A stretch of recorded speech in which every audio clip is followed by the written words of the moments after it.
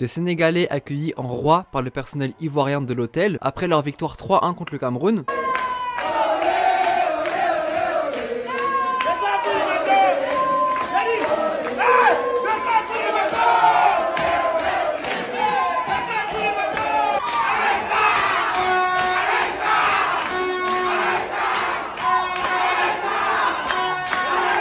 Les Ivoiriens au stade pour Gambie-Cameroun en espérant une élimination des Lions indomptables, et quand le Cameroun marque le but de la victoire, les joueurs reçoivent des projectiles de la part des supporters ivoiriens, des moqueries entre les deux, des clashs, des photos humoristiques. Mais pourquoi une telle rivalité entre le Cameroun et la Côte d'Ivoire, sachant que la rivalité n'est pas géographique? Plus de 2000 km séparent les deux pays. Je passe le bonjour au Cameroun et aux Ivoiriens. D'ailleurs, les Ivoiriens, le maillot, je pense que maintenant il vous fait plaisir. Ah, mais depuis que le Maroc a qualifié la Côte d'Ivoire, c'est bon. J'ai jamais vu autant de bienveillance entre Ivoiriens et Marocains, c'est incroyable. Camerounais, Ivoiriens, on est ensemble, de toute façon c'est l'Afrique qui gagne. Bref, revenons-en à la rivalité. Plusieurs facteurs expliquent la rivalité entre Cameroun et Côte d'Ivoire. Le match qui a eu lieu le 4 septembre 2005 à Abidjan, lors de la 9e journée du groupe 3 pour les qualifications pour la Coupe du Monde 2006. La Côte d'Ivoire affronte le Cameroun. Avant la rencontre, Samuel Eto'o prévient les Ivoiriens en conférence de presse en les promettant de les faire dormir à 19h. L'attente du match est au maximum, les tensions sont folles, le stade d'Abidjan est plein à craquer. La Côte d'Ivoire a sa génération dorée avec Kolo Touré qui sort d'une saison d'invincibilité avec Arsenal la saison dernière, et Didier Drogba en feu qui sort tout juste d'un titre de Première Ligue sous la saison légendaire de Mourinho à 95 points. Et Drogba fait parler de son talent et confirme avec un doublé contre le Cameroun. C'était sans compter le triplé d'Achille Webo, l'attaquant camerounais qui a climatisé le stade. Le Cameroun est premier du groupe et un point seulement le sépare de la Côte d'Ivoire, mais il reste une dernière journée qui sera décisive pour la qualification à la Coupe du Monde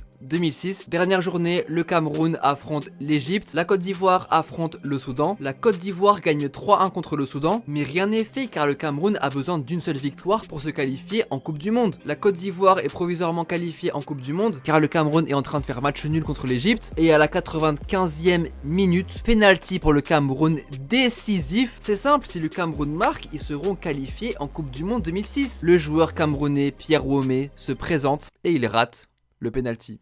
Je sais pas comment tu dois te sentir à ce moment-là, mais ça doit être terrible. C'est un coup de massue, ou plutôt un coup du marteau sur les Camerounais. Les rêves s'envolent et la Côte d'Ivoire pourra disputer sa première Coupe du Monde de l'histoire. Mais les gars, le choc était terrible au Cameroun. Le joueur qui a raté son penalty, Pierre Womé, il a vu sa maison saccagée par des supporters camerounais qui étaient vraiment fous de rage. Les Camerounais et Ivoiriens, ils se clashent pour tout et pour rien. Ils s'attaquent sur tous les sujets, jusqu'aux infrastructures des pays. Quel pays est le plus développé que l'autre? Quel pays est le plus sale, le plus vaste, le plus riche, etc. Bref, après le match, le groupe Magic System avait sorti la chanson Les Éléphants, dans laquelle ils narguent les Camerounais avec des paroles comme c'était le 4 septembre ici à Abidjan, ils nous ont gagné, on dit on est éliminé. Ce qu'ils ont oublié, c'est que découragement n'est pas ivoirien. Et même Drogba a chambré les Camerounais sur leur penalty raté en disant même s'il n'y avait pas gardien, ça n'allait pas rentrer, non. Ouais, je peux pas mettre la musique parce que sinon il y aura les droits d'auteur qui vont venir m'attaquer. Sans parler du fait que les deux pays aiment bien débattre sur le meilleur joueur africain de l'histoire entre Drogba et Eto'o. Ça fait toujours débat en Afrique. D'ailleurs, dites-moi ce que vous en pensez en commentaire. Qui est pour vous le meilleur joueur africain de l'histoire? Est-ce que c'est Eto'o ou Drogba? Ou peut-être que c'est Salah, Je pense que pour moi c'est Salah, je sais pas. Également, une autre affaire a accentué la rivalité entre Cameroun et Côte d'Ivoire. Elle a eu lieu durant la CAN 2022 où le Cameroun était pays hôte de la compétition. En 8e de finale, le Cameroun devait affronter les Comores et il y a eu des tests Covid avant la rencontre pour savoir qui sera éligible à jouer ou pas. Tous les joueurs camerounais ont été testés négatifs, tandis qu'il y a eu 12 joueurs comoriens testés positifs. Une équipe de foot c'est 11 joueurs, là il y a eu